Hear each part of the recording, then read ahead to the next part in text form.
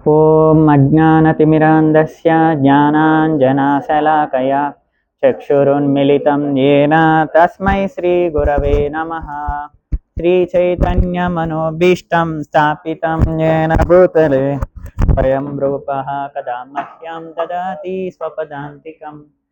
वन्देऽहं श्रीगुरोः श्रीयुतपदकमलं श्रीगुरून् वैष्णवांश्च श्रीरूपं साग्रजातं सहगण रघुनाथान्वितं तं सजीवं साद्वैतं सावधूतं परिजनसहितं कृष्णचैतन्यदेवं श्रीराधाकृष्णपादान् सहगण ललिता श्रीविशाखान्वितांश्च। हे कृष्णा करुणा सिन्धो दीनबन्धो जगत्पते गोपेशा गोपिका कान्ता राधा कान्ता नमोस्तुते। तप्त कांचना गौरांगी राधे वृंदावनेश्वरी वृषभानुसुते देवी प्रणमामि हरिप्रिये। वाञ्छाकल्पतरुभ्यश्च कृपा सिन्धुभ्य एव च पतितानां पावनेभ्यो वैष्णवेभ्यो नमो नमः। नमो ओं विष्णुपादाय कृष्णप्रेष्ठाय भूतले श्रीमते भक्तिवेदान्तस्वामिनिति नामिने। नमस्ते सारस्वती देवे गौरवाणी प्रचारिणे निर्विशेषा शून्यवादी पाश्चात्य देशतारिणे। जय श्री कृष्ण चैतन्य प्रभु नित्यानंद श्री अद्वैता गदाधरा श्रीवासादि गौरभक्तवृंद। हरे कृष्णा कृष्णा कृष्णा हरे हरे हरे राम राम राम हरे हरे।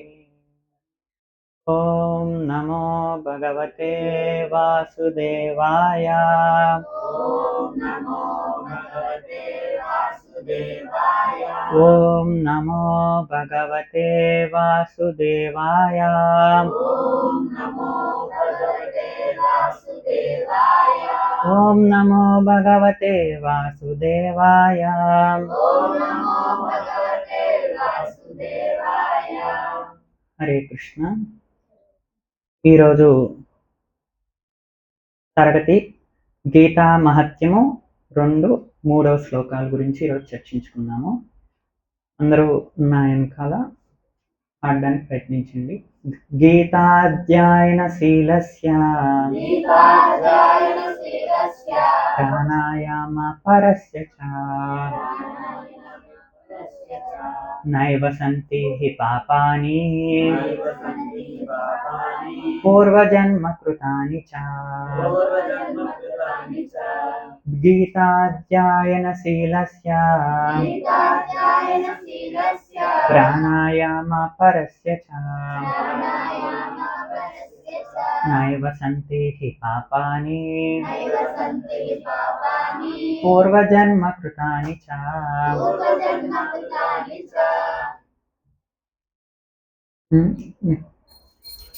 ఎవరైనా చదువుతారా? గీతాధ్యాయన శీలస్య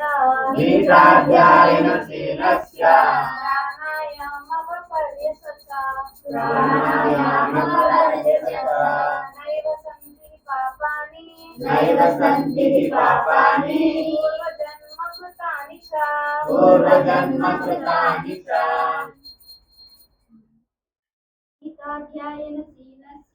గీతాధ్యాయన శీలస్య ప్రాణాయామ పరస్య చ నైవ సంతి హి పాపాని పూర్వజన్మ కృతాని చ. గీతాధ్యాయన శీలస్య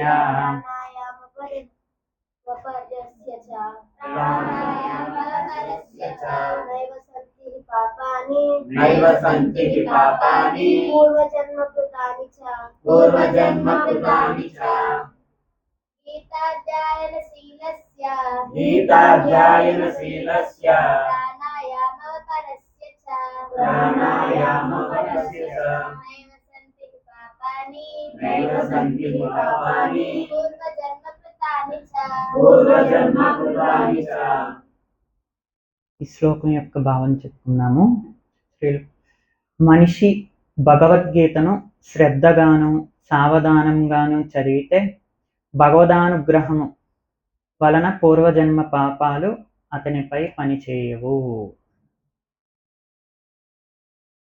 భగవద్గీతను అందరూ నాయనకాలు చెప్పండి. భగవద్గీతను భగవద్గీతను ఎవరేని ఎవరైనా అత్యంత అత్యంత శ్రద్ధతో శ్రద్ధతో సావధానముతోను సావధానముతో పఠించినచో పఠించినచో శ్రీకృష్ణ భగవాని కృపచే శ్రీకృష్ణ భగవానుని కృపచే పూర్వ పాప ఫలములను పూర్వ పాప ఫలములను అతనిపై అతనిపై ప్రభావము ప్రభావము చూపజాలవు.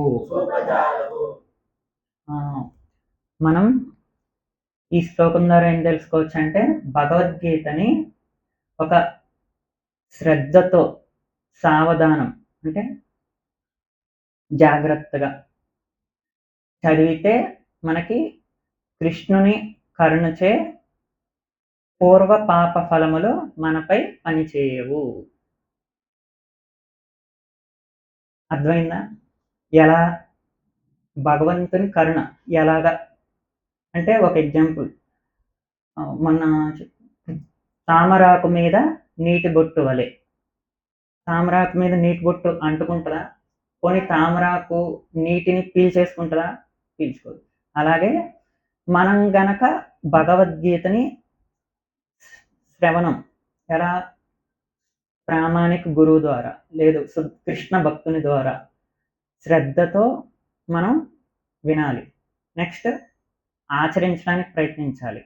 అప్పుడు మనకి భగవదానుగ్రహం ఖచ్చితంగా దొరుకుతుంది. అంతేకాకుండా మనకి బ్రహ్మ రాసిన రాత ఈ యొక్క పాపం అనుభవించాలి అని రాసి పెట్టుంది. అప్పుడు అవి కృష్ణుని కరుణచే పనిచేయవు. కానీ మనం ఇక్కడ చేయాల్సింది ఒకటి శ్రద్ధ. శ్రద్ధ అంతకన్నా ముందు ఈ భగవద్గీత మీద అలాగే ఆ భగవద్గీత ఉపదేశం ఇచ్చే ప్రామాణిక గురువు మీద మనకి విశ్వాసం ఉండాలి. అప్పుడు మనకి ఆ కృష్ణుని కరుణ దొరుకుతుంది, లేకపోతే దొరకదు. దొరకపోతే బ్రహ్మ రాసిన రాత పాప ఫలాలు మేలో చిక్కుకుపోతాం. అర్థమైందా? కాబట్టి మనం ఇక్కడ ఈ సంసార సాగరంలో మనం ఈ ఒడ్డు నుంచి ఆ ఒడ్డుకి వెళ్ళాలి. అంటే ఈ దుఃఖాలయం నుంచి భగవద్ధామానికి వెళ్ళాలి, అంటే శాశ్వత ఆనందం కోసం. అలాగే భగవంతుని కరుణ కోసం నిత్యం ప్రయత్నించడం కోసం. ఈ ఒడ్డు నుంచి ఆ ఒడ్డుకి ఎలా అయితే పడవ వెళ్తుందో, ఎలా అయితే పడవ నడిపేవారు మనల్ని నావికులు ప్రయాణికుల్ని ఇటు నుంచి అటు ఆ ఒడ్డుకు చేరుస్తారు. ఇక్కడ గురువు పడవ నడిపేవారు, భగవద్గీత పడవ. నీళ్ళు ఏంటి? అక్కడ నీళ్ళు, ఇక్కడ దుఃఖాలయం. ఈ ఒడ్డేంటి? భౌతిక ప్రపంచం. ఆ ఒడ్డేంటి? భగవద్ధామం. అర్థమైంది? కేవలం భగవద్గీతని గురువుని ఆశ్రయించాలి. అదే ఈ గీత యొక్క పరమ గుహ్య జ్ఞానం, ఇదే సీక్రెట్. భగవద్గీత అంటే ఖచ్చితంగా ఇదే, ఈ సీక్రెట్ తెలుసుకుంటాడు భక్తుడు. తెలుసుకుని సరెండర్ అయిపోతారు. ఎవరికి? గురువుకి, కృష్ణుడికి. ఆచరిస్తాడు. అప్పుడు దాకా మనకి దుఃఖాలయంలో మునిగిపోయి ఏదలేక ప్రయత్నిస్తూ ఉంటాం ఒడ్డుకి చేరడానికి. అదే పడవ ఉంటే ఎంత ఈజీగా మనకి ఆ ఒడ్డు చేరతాం. అది తెలుసుకోవాలి. ఇక్కడ గురువు ఇచ్చేది ఏంటంటే బుద్ధి యోగము, ఆ జ్ఞానము, అది తెలుసుకోవాలి. తద్వారా మనకేమవుతుందంటే మనకి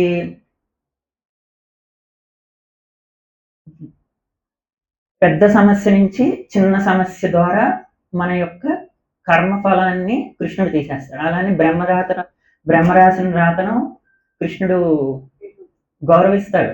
కానీ ఏం చేస్తాడు? పెద్ద పెను ప్రమాదం నుంచి చిన్న ప్రమాదంకి చేస్తారు. అర్థమైందా? ఏదో ఎగ్జాంపుల్ మనకి ఏదో యాక్సిడెంట్ అవ్వాలి ఎగ్జాంపుల్ అని రాసింది. రాసిన రాతలో పలానా టైంలో ఏం చేస్తాడు కృష్ణుడు? ఎప్పుడు ఇది చదివి ఆచరిస్తే సింపుల్గా చిన్న దెబ్బతో తీసేస్తాడు. అలానే పాప ఫలాన్ని పూర్తిగా విధిరాతను మార్చడు, సింప్లిఫై చేస్తాడు. అంటే సమస్యని సులువుగా చేస్తాడు. ఇప్పుడు సమాజంలో బయట ఈ ఏదన్నా మనకి భౌతిక ప్రపంచంలో ఏదన్నా లబ్ధి పొందాలంటే పలానా రాజకీయ నాయకుడి పేరు చెప్పు, ఏదో ఒకటి నేను వాళ్ళు వాడిని పలానా మంత్రి తాలూకు ఏదో చెప్తారు ఎగ్జాంపుల్. ఇక్కడ మనం ఎవరో తాలూకు కృష్ణ భక్తుల తాలూకు. అప్పుడు ఈ అక్కడైతే సమాజంలో ఏదో లబ్ధి పొందుతాడు చూసారా, అలాగా కృష్ణుడు కృష్ణ భక్తుల ద్వారా భగవంతుని ఉపదేశాల ద్వారా ఈ యొక్క భక్తుడు పెద్ద లబ్ధి పొందుతాడు. అదే భగవంతుని లోకం, శాశ్వతమైన ఆనందాన్ని పొందుతాడు. అదే తాత్కాలిక ఆనందం కోసం ప్రయత్నించకుండా శాశ్వత ఆనందం కోసం ప్రయత్నిస్తాడు. దీని మూలంగా మనకి ఏమవుతుందంటే మానవుని జన్మ యొక్క సార్థకత అవుతుంది. మానవుని జన్మ సార్థకత అవుతుంది. కేవలం భగవద్గీత తప్పితే వేరే యొక్క శాస్త్రం అవసరం లేదు. ఇప్పుడు మానవుని జన్మ సార్థకతం చేసుకోవాలంటే దీని తర్వాతే ఏదైనా ఎవరైనా గౌరవిస్తారు భగవద్గీతని ఆశ్రయించారంటే. ఎగ్జాంపుల్ ఏంటంటే మా పెద్దమ్మ గారు అనుకుంటా ఒక 5-10 ఇయర్స్ బ్యాక్ గృహప్రవేశం జరిగింది. అక్కడ లక్ష్మీ గణపతి హోమం జరిగింది. అంతా చూస్తూ ఉన్నాం, శ్రద్ధగా వింటూనే ఉన్నాం. అంతా అయ్యాక నైట్ 11 అయిపోయింది. అప్పుడు మొత్తం ఆ టైము. తర్వాత బయటకు వచ్చాక ఎవరైతే యజ్ఞం నిర్వహించారో ఆ యజ్ఞ బ్రహ్మ తర్వాత బయటకు వచ్చి నేను హరే కృష్ణ అనగానే హరే కృష్ణ అని చెప్పి భుజం మీద చేసి, మీ అంత అదృష్టవంతులు ఎవరూ లేరు, నేను ఎంతసేపు ఈ యొక్క శుభకార్యాలు అయితే ఇలాంటి కర్మకాండాలు చేయడమే సరిపోతుంది, ఒక భగవద్గీత భాగవతం తీయడం కాదు కదా కనీసం వినే సమయం కూడా లేదు నాకు. ఎంత హ్యాపీ ఫీల్ అయ్యాడంటే అతను బండి దాకా వెళ్ళా, అసలు వాళ్ళ కళ్ళల్లో నీళ్ళు తిరిగినాయి ఆయనకి. అంటే ఆనంద బాష్పాలు. అంటే కృష్ణ భక్తుల యొక్క దర్శనం కూడా వారికి ఎంతో ఆనందాన్ని ఇచ్చింది. మనం కృష్ణ భక్తులు ఎలా అయ్యామంటే కేవలం గురువు భగవద్గీత ద్వారా. కృష్ణుని కరుణ అంటే ఆటోమేటిక్గా ఆ బ్రాహ్మణుడు ఆశీస్సులు ఇచ్చారు పెదనండి, అంతకన్నా ఎక్కువ సాంగత్యం దొరికింది కదా, ఆ ఆశీస్సులు మనకి వచ్చినాయి. కేవలం ఎలా జరిగింది?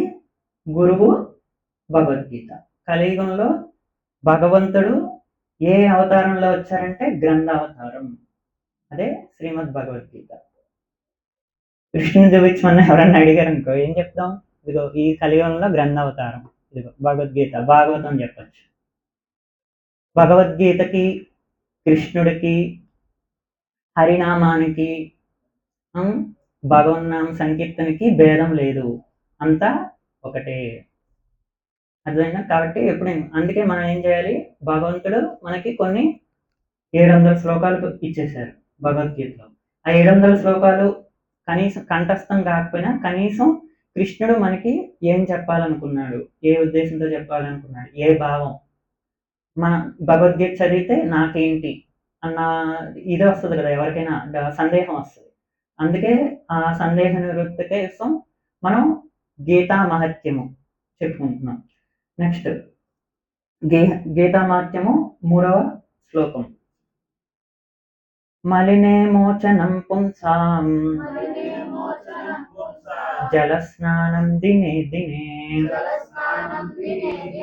సకృద్గీతామృత స్నానం సంసార మలనాశనం. మలినే మోచనం పుంసాం మలినే మోచనం పుంసాం జలస్నానం దినే దినే జలస్నానం దినే దినే సకృద్గీతామృత స్నానం సమృద్ధితామృత స్నానం సంసారమలనాశనం సంసారమరణాశనం ప్రతిదినము ప్రతిదినము కావించడి కావించడి జలస్నానములచే జలస్నానముచే మనుజుడు మనుషుడు తనను తనను శుభ్రపరుచుకోవచ్చును శుభ్రపరచుకోవచ్చును. కాని కానీ పవిత్రమగు పవిత్రమగు భగవద్గీతయగు భగవద్గీతయందు గంగాజలము యందు గంగాజలముయందు అతడు అతడు ఒక్కమారైనను ఒక్కమారైనను స్నానమాచరించినచో స్నానమాచరించినచో సంసార మాలిన్యము సంసారమాలిన్యము సంపూర్ణముగా సంపూర్ణముగా నశించుకోవచున్నది. నశించుకోవచ్చున్నది. గీతామాత్యము అంటే భగవద్గీత శ్రద్ధతో వింటే ఆచరిస్తే ఏమవుతుంది? ముందు శ్లోకాల్లో ఏం తెలుసుకున్నాం? సర్వ దుఃఖాల నుంచి బయటపడతాం. రెండవ శ్లోకం ద్వారా సర్వ పాపముల నుంచి విముక్తులవుతాం, అంటే పాప ఫలములు అంటావు. మూడో శ్లోకం ద్వారా ఏం తెలుసుకున్నాం? సంసార సాగరం నుండి సంపూర్ణముగా సంసార మాలిన్యాన్ని నశింపజేసుకోవచ్చు. చూసారా, భగవద్గీత వలంగా లాభమే గాని నష్టము లేదు. అదే భౌతిక ప్రపంచంలో ఉన్నప్పుడు ఏమవుతుందంటే, భౌతికంగా ఆలోచిస్తే నాకు ఇది చేస్తే లాభమా నష్టమా అని ఆలోచిస్తే, అదే భగవద్గీత చదువుకుని ఆచరిస్తే నష్టం అనే ప్రసక్తే ఉండదు, కేవలం లాభమే. కాబట్టి ఖచ్చితంగా ప్రతి ఒక్క మానవుడు భగవద్గీతని తప్పకుండా ఆశ్రయించాల్సిందే. తప్పకుండా. ఎందుకంటే మొత్తం లాభాలే, నష్టమే లేదు. మనిషి ప్రతిరోజు ఏం చేస్తారు? లేవగానే కాలకృత్యాలు తీర్చుకుంటారు, స్నానం చేస్తారు. తద్వారా ఏమవుతుంది? శరీరం మీద ఉన్న క్రిములు, చెమట, మలినం అంతా పోగొట్టుకుంటాం. దేని ద్వారా? గంగా జలం, స్నానం, నీరు ద్వారా. కానీ అతడు పవిత్రమైన భగవద్గీత అనే గంగా జలంలో ఒక్కసారి స్నానం చేసిన సంసారం మలమనే పూర్తిగా నశించిపోతుంది. ఇక్కడ భగవద్గీతని మనకు అర్థం కావడం కోసం ఏం చేశారంటే గంగాజలం అని పోల్చారు. ఈ గంగాజలంలో స్నానం చేస్తే మలినం పూర్తికంగా పోతుంది. ఎగ్జాంపుల్, పూర్వం సత్యయుగంలో ఎవరైనా మోక్షం కోసం ప్రయత్నించే మానవుడు ఏం చేయాలి? తపస్సు చేయాలి. త్రేతాయుగంలో యజ్ఞయాగాదులు చేయాలి. తర్వాత ద్వాపర యుగంలో అర్చనం, కలియుగంలో హరినామ స్మరణం. ఇలాగా ఎలా అయితే చేస్తారో అలాగే ఈ నాలుగిట్లో కామన్ ఏంటంటే, మనం తపస్సు చేసినో, యజ్ఞ యాగాదులు చేసినో, అర్చనం చేసినో, హరినామ సంకీర్తనం చేసిన, ఆ నాలుగిట్లో ఏదైనా మోక్షం కోసమే. కానీ నాలుగిట్లో కామన్గా ఉండేది భగవంతుని శరణం పొంది భగవంతుని కేంద్రంగా చేసుకుని మోక్షాన్ని పొందడమే. కలియుగంలో మనం హరినామ సంకీర్తనతో బాగా చేస్తున్నప్పుడు ఒకానొక టైంలో ఆనంద బాష్పాలు ఇలాగా, ఆ ఆనంద బాష్పాలు మనకి రావాలి. ఆ ఆనంద బాష్పాల్లో మనం కూడా స్నానం చేయాలి. ఇది దాని అర్థం. ఆ గంగాజలంలో ఎప్పుడు ఆనంద బాష్పాలు వస్తాయంటే, భగవద్గీతను మనిషి ఒక్కరోజైనను ఒక్కమారైనను అంటే ఇప్పుడు దాకా ఎన్నోసార్లు చదివాం. ఒక్కమారు. ఆ ఒక్కమారు అక్కడ భావన ఏంటంటే, భగవంతుడు తప్పితే నాకు ఏది గతి లేదు అని తెలుసుకుని భగవంతుడు చెప్పిన బాటలో మన యొక్క జీవితాన్ని నడుపుతారు. చూసారా, ఆ స్థితి, ఆ భావనలో మనం సరెండర్ అయిపోయిన తర్వాత మనం సంకీర్తన చేసినా, ఏం చేసినా మన హృదయంలోంచి ఆ ఆనంద బాష్పాలు వచ్చేస్తూనే ఉంటాయి. ఆ స్థితిలో ఉంటే మనక మనకి ఎటువంటి మలినం, సంసారం మలినం అంటే ఎగ్జాంపుల్ అహం, అహంకారం, స్వార్థం, సిగ్గు, బిడియం, ఆ, కామ, క్రోధ, మద మాత్సర్యాలు ఇవి ఉంటాయి కదా, అరిషడ్ వర్గాలు. అవన్నిటినీ తీసేసుకోవచ్చు, కడిగేస్తుంది భగవద్గీత. కాబట్టి మనం ప్రతి క్షణం ఏ పని చేసినా భగవంతుడితో సంబంధం పెట్టుకుని ఆ పని చేయాలి. అప్పుడు ఏమవుతుందంటే కర్మ బంధనాల్లో చిక్కుకొని ఉన్నాం, కృష్ణ కర్మలో నిమగ్నం అయిపోతాం. అప్పుడు తద్వారా మనకి మనం ఏం చేసినా మన యొక్క ఫలితం కృష్ణుడు చూసుకుంటాడు. కర్మ చేయడం మన వంతు, కర్మ ఫలితం భగవంతుని వంతు. ఆయన మనకి ఏమిస్తే అదే, దీన్నే శరణాగతి అంటారు. అంతేగాని ఇంత నేను ఇది చేశాను నాకేంటి అనే భావన పోతుంది మనకి. పరీక్ష రాసాం, పాస్ అయ్యాం, కొంతమంది ఫెయిల్ అవుతారు. అదే కృష్ణ భక్తులు ఉన్నారనుకో, ఫెయిల్ అయినా పాస్ అయినా భయం లేదు, కేవలం భగవంతుని ఆశ్రయించారు కదా. అవసరం అయితే ఇంకోటి భగవంతుడు ఏదో దారి చూపించాడు, లేదు రెండోసారి రాస్తారు ఎగ్జామ్. కానీ ఇతను మటుకి దిగులు చెందడు. ఫెయిల్ అయ్యాను, కొంతమంది దిగులు చెంది కొన్ని ఆత్మహత్యా ప్రయత్నాలు చేశారు కదా, అలాంటి అనే ఆ థాటే రాదు. వాస్తవానికి నిజమైన ఆత్మహత్య ఏంటంటే భగవంతుణ్ణి ఆశ్రయించకపోవడమే, భగవద్గీతని అనుసరించకపోవడమే. ఇది నిజమైన ఆత్మహత్య. వాస్తవానికి ఆత్మని ఎవరు చంపలేరు. కాబట్టి మనం శరీరానికి ఎలా అయితే శుభ్రం చేస్తున్నామో మన మనసుకి కూడా శుభ్రం చేయాలి. మన మనస్సుని, బుద్ధిని. మన మనస్సు ఎప్పుడు చెడు ఆలోచనలతో నిండిపోయింది అనుకో, బుద్ధి మాట వినదు. బుద్ధి మనసు కంట్రోల్లో ఉంటుంది. వాస్తవానికి బుద్ధి కంట్రోల్లో మనసు ఉండాలి. అప్పుడు ఏమవుతుందంటే ఈ మనం మంచిగా ఉంటాం. మనసు కంట్రోల్లో ఉంటే ఇదే చేత్తో ఇంకోళ్ళని ఇబ్బంది పెడతాం. అదే బుద్ధి కంట్రోల్లో ఉంటే ఇదే చేత్తో ఎదుటి వాళ్ళకి నమస్కారం చేస్తాం. అదే బుద్ధి యోగం ఉంటే ఇదే చేతులతో భగవంతునికి నమస్కారం చేస్తాం, భగవంతుని భక్తులకి నమస్కారం చేస్తాం. అలాగే సర్వజీవుల్లో భగవంతుని చూసుకుంటాం, ఎవరిని ఇబ్బంది పెట్టాం. అందరి యందు భగవంతునే చూసుకుని అందరూ భగవంతుని బిడ్డలే, అందరూ నా యొక్క బంధువులే, అందరూ భగవద్ బంధువులే, అందరినీ మాతాజీ ప్రభుజీ ఈ భావనలోకి వచ్చేస్తాం. ఎప్పుడు అంటే మన మనస్సుని, బుద్ధిని కూడా భగవంతునికి అర్పించినప్పుడు. కేవలం బొట్టు పెట్టుకోవడం, ఈ వేషధారణ లాగా ఉండకూడదు. శరణాగతి అంటే మనస, వాచ, కర్మ కూడా మనసు భగవంతునికి అర్పించాం. అప్పుడు భగవంతునికి అర్పించాం, భగవంతుడు ఏం చేస్తాడంటే మనసుని ఆయన ఆధీనంలో పెట్టుకుంటాడు. అప్పుడు మన మనస్సు ఎప్పుడు పరిగెట్టదు వేరే వేరే కృష్ణుడికి అభిన్నంగా, అధర్మంగా. కృష్ణునికి భిన్నంగా, అభిన్నం కాదు, కృష్ణునికి ఈ భగవద్గీతకి భిన్నంగా కాకుండా, శాస్త్రానికి భిన్నంగా కాకుండా. కాబట్టి ప్రతి క్షణం మనం భగవంతుడికి మనస, వాచ, కర్మ అర్పించేయడమే.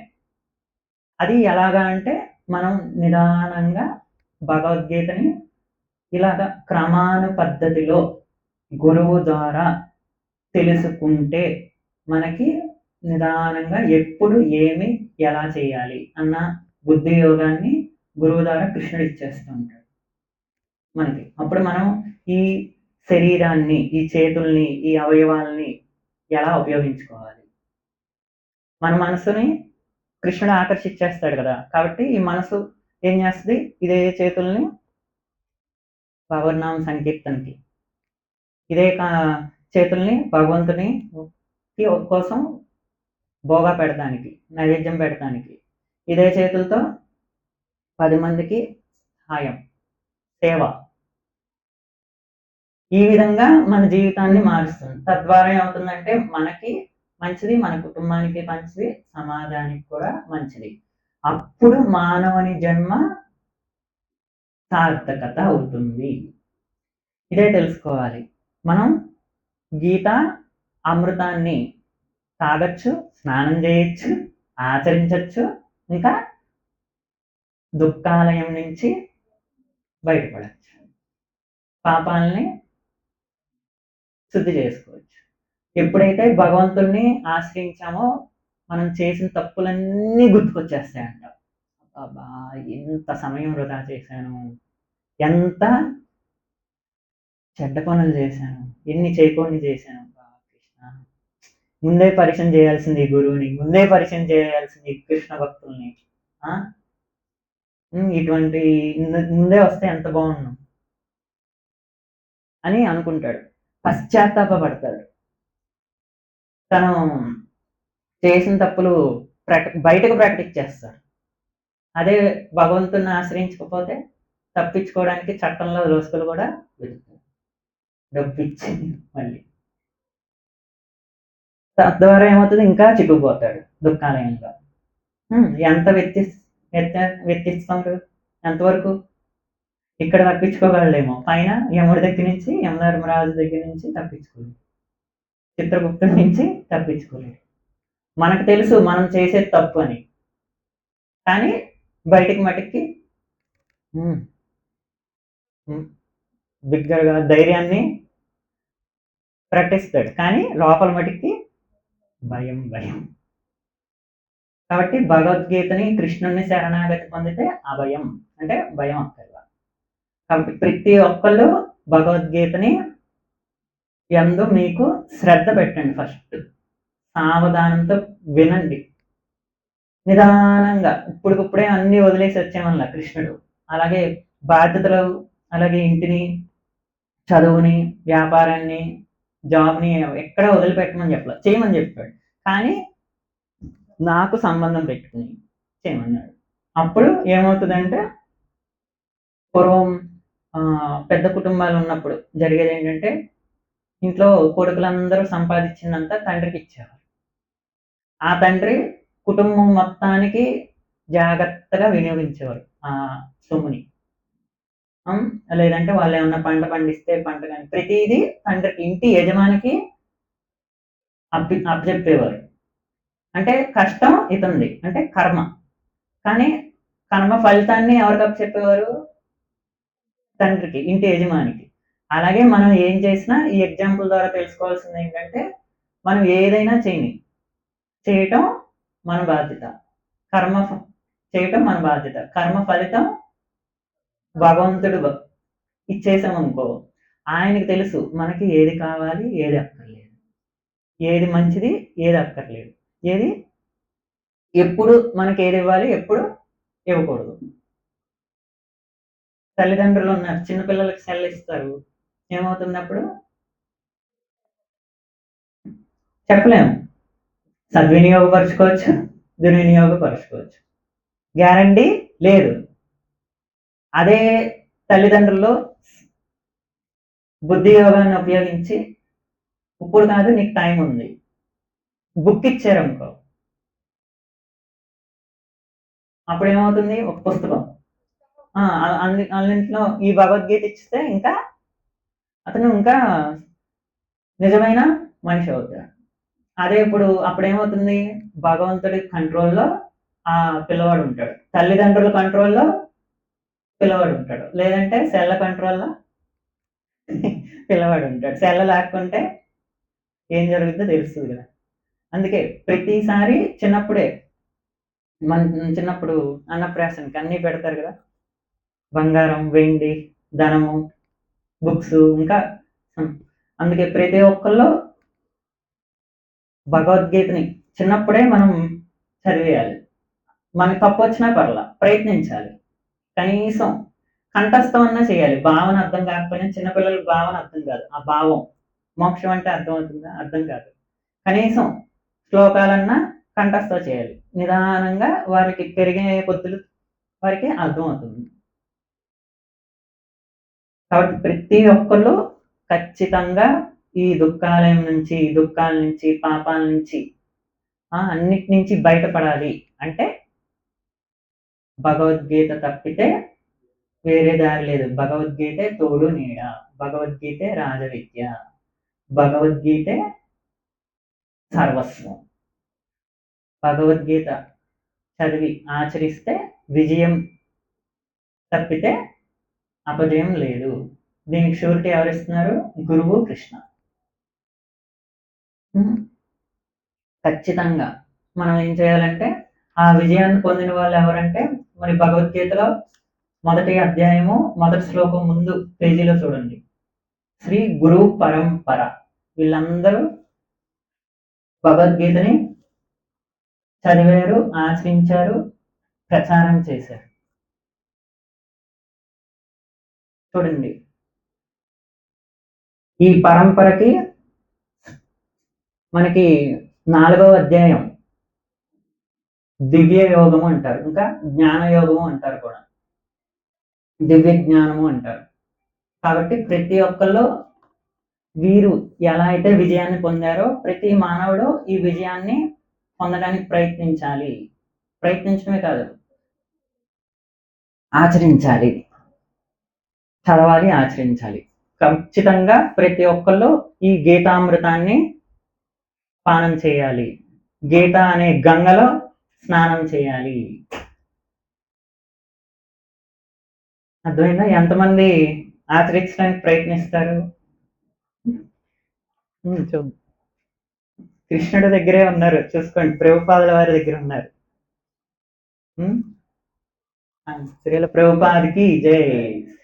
కృష్ణం వందే జగద్గురు.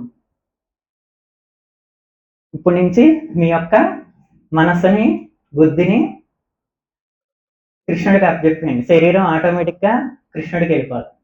మనసు, బుద్ధి ఆయన కంట్రోల్లో ఉంటే మీ శరీరం కూడా అంతే. ఇదిగోండి, ఇంకా చెప్పాలి అంటే భగవద్గీత మీద రథం, అదే కృష్ణార్జునులు, రథము, గుర్రాలు, అశ్వాలు. ఈ గుర్రాలు అనేది మన శరీర ఇంద్రియాలు, కన్ను, ముక్కు, చెవి. అయితే ఈ గుర్రాలని కంట్రోల్ చేసే, నియంత్రించేది ఏంటంటే కళ్ళెం, ఇది తాడు. ఆ తాడుతో ఎవరు నియంత్రిస్తున్నారు? ఇక్కడ రథాన్ని నడిపే చోదకుడు, రథాన్ని డ్రైవింగ్ చేస్తుంది ఆ బుద్ధి. కళ్ళెమేమో మనసు అనుకుంటే రథచోదకుడు బుద్ధి. ఆ చక్రాలు, రథ చక్రాలు మన కాళ్ళు, చేతులు. ఆ రథంలో మెయిన్ గా ప్రయాణించేది ఎవరు? యజమాని. డ్రైవర్ ఏమో బుద్ధి. ఆ యజమాని ఎవరో కాదు, ఆత్మ. మనం భగవద్గీతను కనుక చక్కగా చదివి అభ్యసిస్తే ఈ బుద్ధికి భగవంతుడు ఏమిస్తాడు? యోగాన్ని ఇస్తాడు. అప్పుడు ఏమవుతుంది? బుద్ధి యోగం అవుతుంది. ఈ బుద్ధి యోగం ద్వారా ఏం చేస్తాడు? మన మనసుని, ఇంద్రియాలని ఈ ఆత్మ ఏం చేస్తుంది? సరిగ్గా ప్రయాణిస్తుంది భగవంతుని చెప్పిన బాటలో. తద్వారా విజయం. దానికి సూచన ఏంటి? ఈ రథం మీద ఉన్న, చూసారా, జెండా కాషాయం, అందులో హనుమంతుల వారు ఉంటారు. రాముల వారిని, భగవంతుని ఆశ్రయించాడా హనుమంతుడు? ఆ విజయ సంకేతమే ఈ యొక్క భగవద్గీత. కాబట్టి మనం కూడా ఈ బాటలో నడిస్తే తప్పనిసరిగా మన జీవితంలోకి కృష్ణుడు గురువుని, భగవద్గీతని ఇస్తారు. తప్పకుండా మనం ఈ అవకాశాన్ని ఉపయోగించుకోవాలి, మర్చిపోకూడదు. భగవంతుని కృపని పొందాలి అనుకునేవారు ఖచ్చితంగా మర్చిపోకూడదు గురువుని, భగవద్గీతని. 1+1 ఆఫర్. అప్పుడు ఏమవుతుందంటే కృష్ణుడు మనకు ఆల్రెడీ ఒక ఫ్యామిలీని ఇచ్చాడు, అమ్మా, నాన్న. తర్వాత ఏమవుతుంది? భగవద్గీతను ఆశ్రయిస్తే గురువుని ఇచ్చాడు. గురువుని ద్వారా ఏమవుతుంది? భక్తులని కూడా ఇంకొక ఫ్యామిలీ అడుగుతారు. కాబట్టి 1+1 ఆఫర్. ఈ అవకాశాన్ని ఎవరు విడిచిపెట్టుకోకూడదు. తప్పకుండా ఆచరించండి. ఇదియే ఈ యొక్క గీతామత్యము 2వ శ్లోకం 3వ శ్లోకం ద్వారా చెప్పాలనుకున్న సారాంశం. ఈ తరగతిలో మీకు ఏమన్నా సందేహాలు ఉంటే అడగచ్చు, లేదు మీకేం అర్థమైందో చెప్పచ్చు.